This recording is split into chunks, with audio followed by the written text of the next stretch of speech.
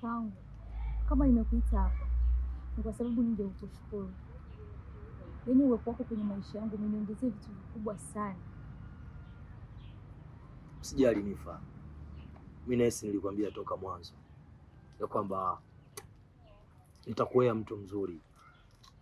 Unajua uwezi kuelewa kwa nini najitoa kwako kiasi hichi kwamba unachokitaka mimi nikifanye. Unajua kwa nini?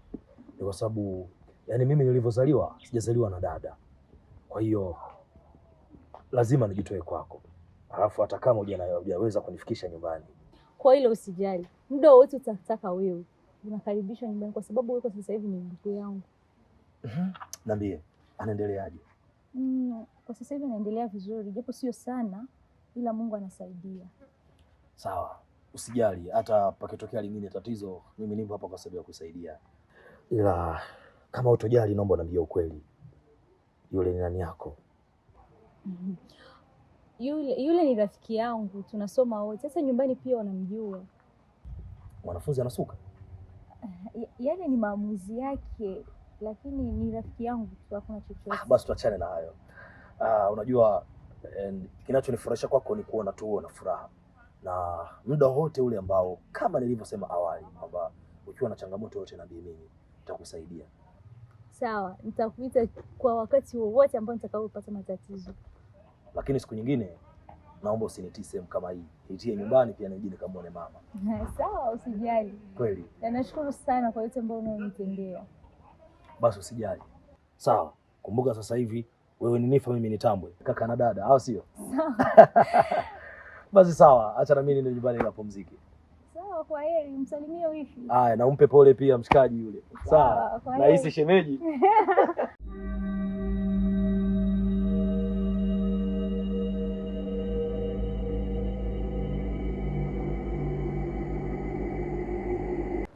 Juzi kati nimekuwa hapa, sijui kama Nifa amekwambia.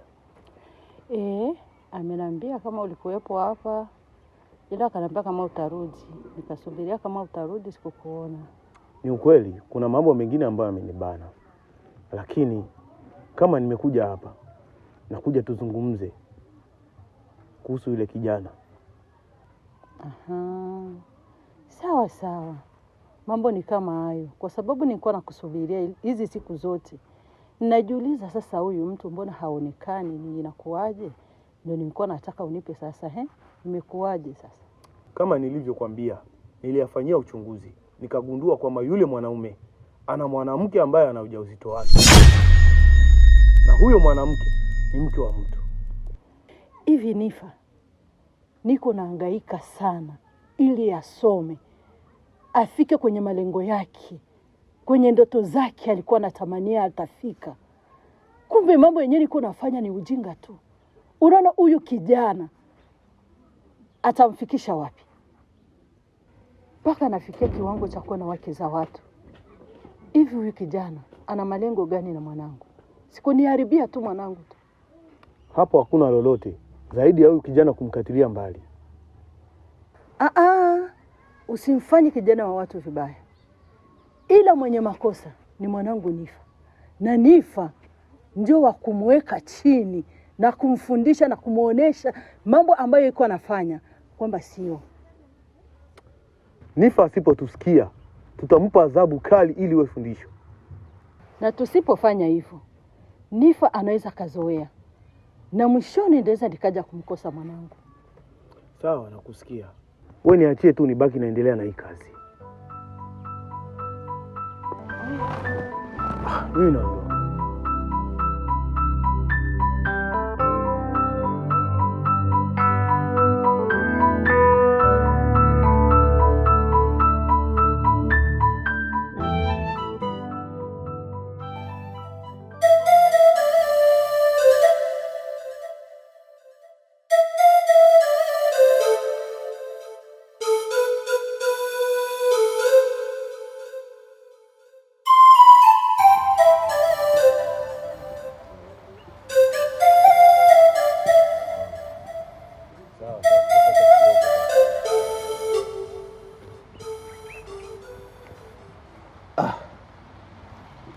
Vipi mwanangu?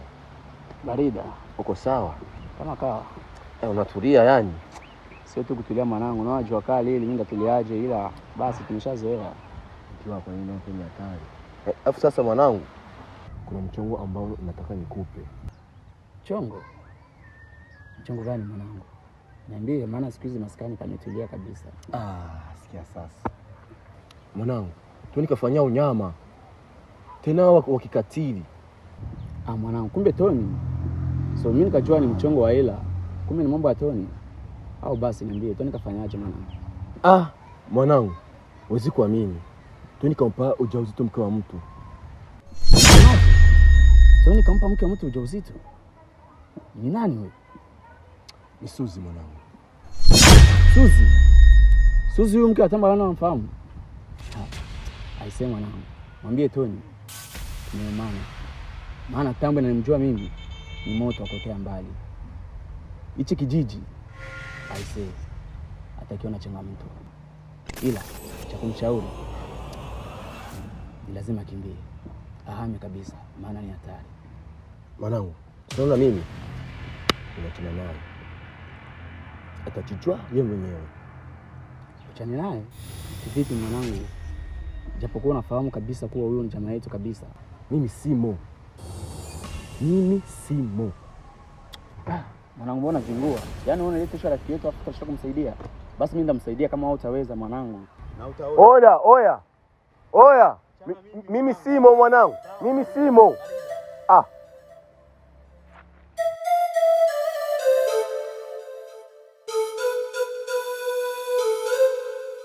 Shemeji, asante sana kwa kukubali wito wangu. Alafu unajua kama niko hapa nataka nizungumze na kitu kimoja. Unajua shemeji, nilivyokaa na mwenzangu Moses alinieleza machache kuhusu nyinyi. Lakini kabisa nilishindwa kuelewa labda maamuzi yako ya ghafla kwa kiasi hicho.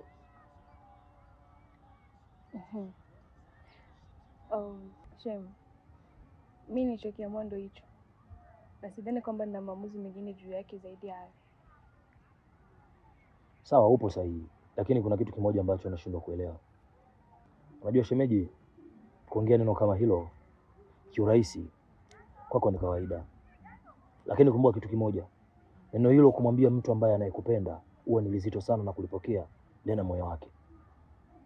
Hebu tafakari kidogo ulivyozungumza mwenzako alikuwa kama vile anachanganyikiwa. Najua amekukosea, lakini kuna namna ya kuweza kurekebisha ili na mkawa sawa.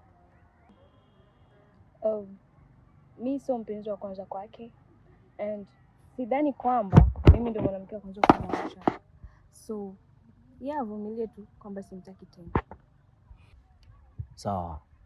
Unajua kuna namna ambavyo yeye anaweza kuwa ndio ameshaachwa, lakini akakosa yale maumivu makali. Lakini kwako kwa nini awe na maumivu makali? Ni kwa sababu moyo wake unaamini tosha kwamba unakupenda wewe. Shemeji yangu, mimi mwenyewe kwa macho yangu nilikushuhudia kuwa na mwanaume mwingine mkiwa mnaongea. Nilipata sababu haraka kwamba ndio chanzo kikubwa cha kumwacha Moses. Wewe una uhakika gani? Na nani kakudhibitishia hilo? Okay, samahani kwa hilo. Lakini inasikitisha sana ikiwa kabisa kwamba yule ndio mwanaume ambaye alikufanya wewe kuweza kumwacha Moses na kuisaliti mipango yote ambayo mlikuwa mmeshaiandaa. Kwa hiyo unanifuatilia. So, shemeji yangu, mimi labda nikwambie kitu kimoja. Moses anakupenda sana. Kwa hiyo kitu kimoja utakiwa kusaliti mipango ambayo mlioipanga. Nachokuomba, jaribu kukaa na Moses muweze kurekebisha na mkae sawa. Mimi naona kwa leo tungeishia hapa na naona nimeshakuwa usiku sasa, so nahitaji kuondoka. Sawa. Na kama nimekukosea, basi naomba na uwe radhi. Asante.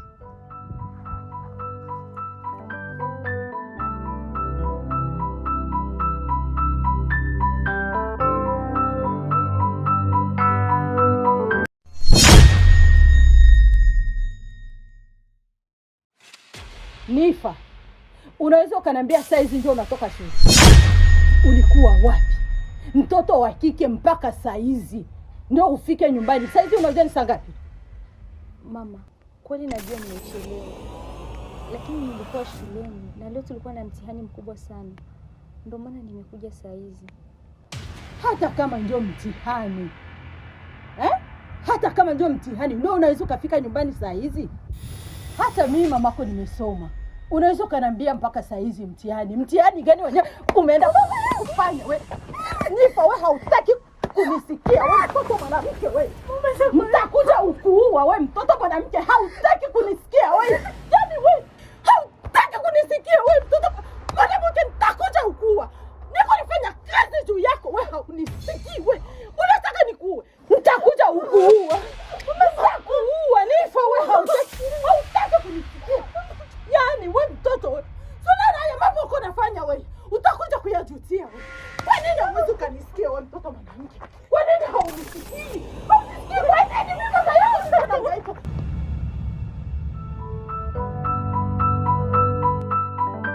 Linda, kwa sasa hivi napitia matatizo makubwa sana, hadi akili yangu inashindwa tena kufikiri. Nifa, akili yako inashindwa kufikiri kivipi? Na una tatizo gani? Natamani niendelee na masomo yangu, lakini sauti ya moyo wangu unaniambia nibaki na Tony, na unafahamu fika gisi ninavyompenda Tony.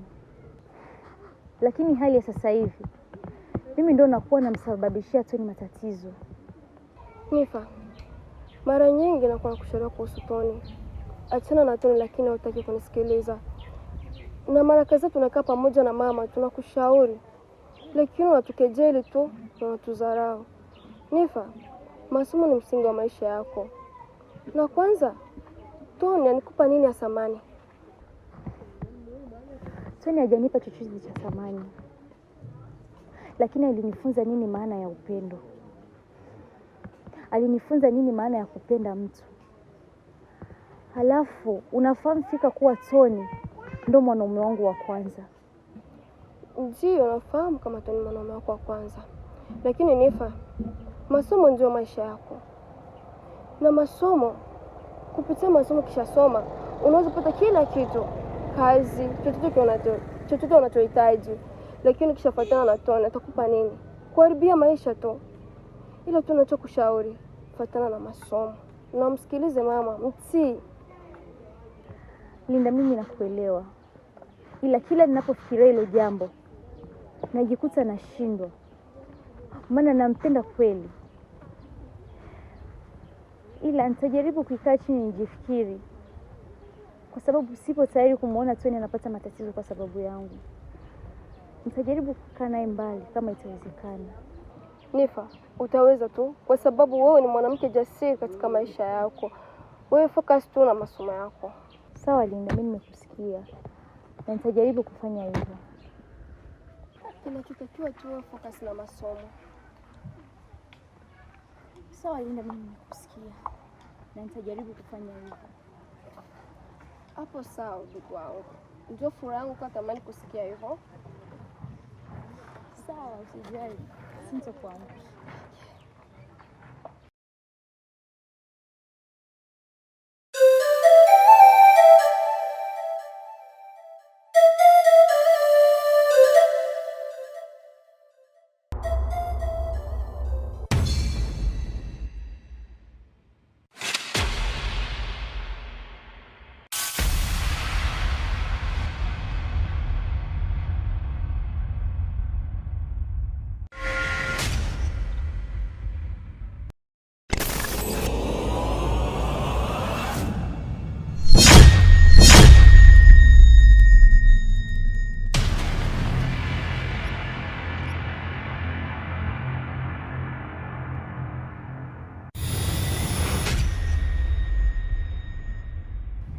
Mke wangu,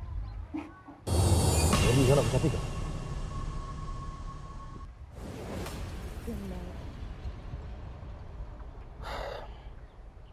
Unajua mke wangu, sasa hivi nimeanza kupata picha. Inaonyesha wazi kwamba wewe ni mjamzito.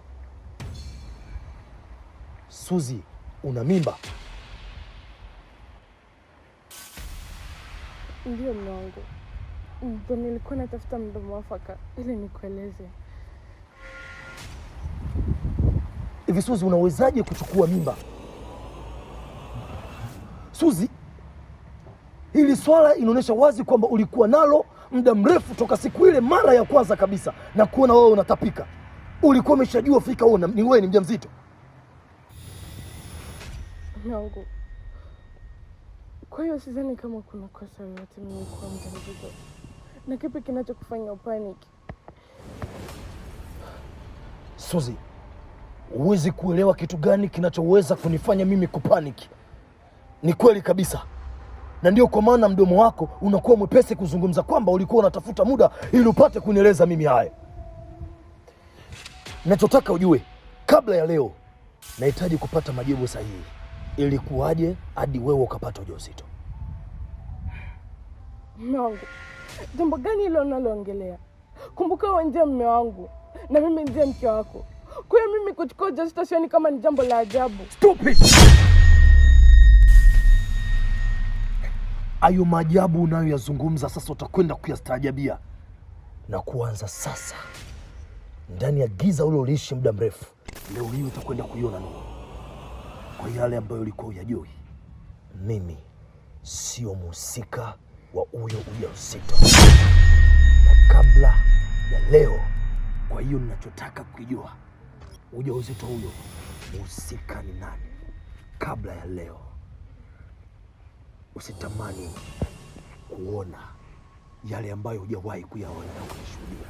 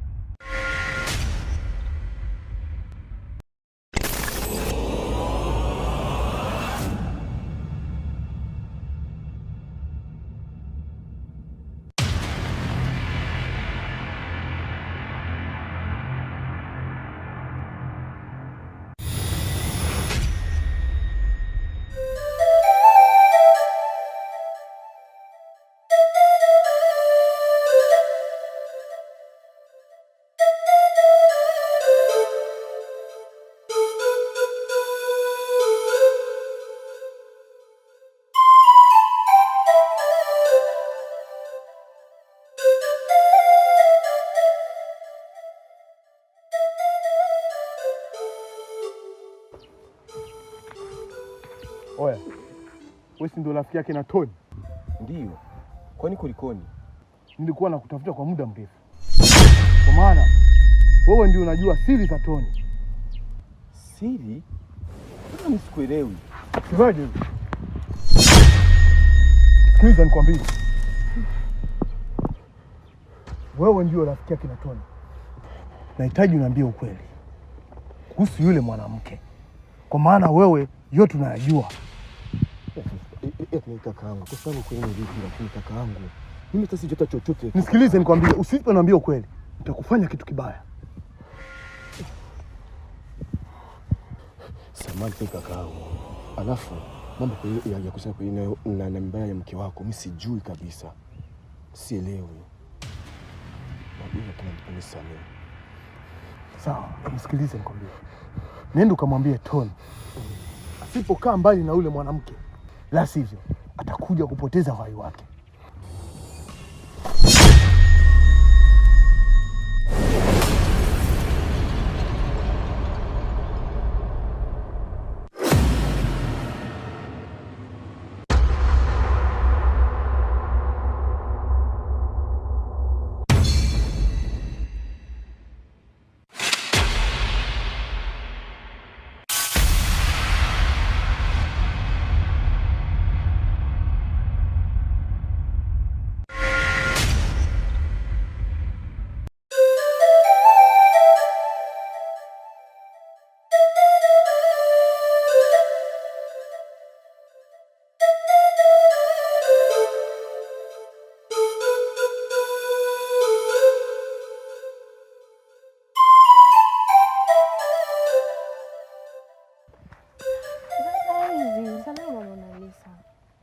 nimekauka hadi kwenu. Kuna vitu nilikuwa naenda kuchukua, basi tunaweza tukarudi. Mimi haina shida bana, angalau nimekuona, naweza kukwambia ni kipi kinachonisibu. Mona Lisa, mume wangu kashajua kwamba mimi ni mjamzito, na kashashuku kwamba ujauzito sio wa kwake, na nilipomwambia kwamba mimi ni mjamzito aliweza kukasirika sana na kuondoka. Sasa kwa nini mume wako ashuku huyo ujauzito? Ina maana mume wako ana matatizo ya kutokuzaa? Hapana Mona Lisa, hakuna kitu kama na hicho. Mimi ninachojua ni kwamba mume wangu ni mzima wa afya. Suzi, mimi sioni kinachokupa wasiwasi. Unachotakiwa kufanya wewe, endelea kukazana kumwambia kwamba huyo ujauzito ni wa kwake. Na kwa sasa unatakiwa upambane, usijifanye mnyonge. Ukijifanya mnyonge atakushitukia na atajua wazi sasa kwamba huyo ujauzito sio wa kwake. Kwa sasa hiyo ndoa usiipoteze, maana ukija kuipoteza sidhani kama utakuja kuipata tena. Na hata huyo Toni sidhani kama ana uwezo wa kulea mimba hiyo. Sawa Mona Lisa, nimekuelewa. Na sina mashaka yote kuhusu Toni, kwa sababu Toni tumeshaongea kuhusu hilo na tukalimaliza. Ila mtu ambaye naye nipo wasiwasi kwa sasa ni mume wangu tu, kwa sababu nahisi jambo hili hakulipokea kwa furaha. Suzi, kwa sasa hutakiwi kumwingiza Toni kwa haya. Unachotakiwa kufanya wewe, endelea kumwaminisha mume wako kwamba ujauzito ni wa kwake. Sawa, nimekuelewa Mona Lisa. Talitendea kazi hili. Sio utajaribu Suzi, unachotakiwa ni ufanye kweli. Asante, nimekuelewa. Kwa hiyo mimi naondoka.